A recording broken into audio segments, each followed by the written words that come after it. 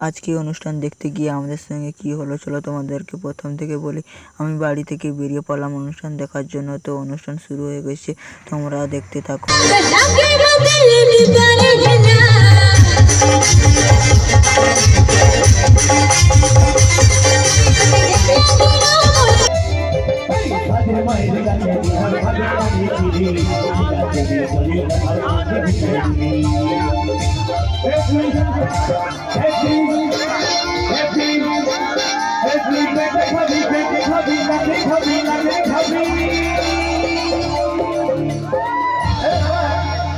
একটা ঝিঙার জন্য কি কি খেয়ে নিল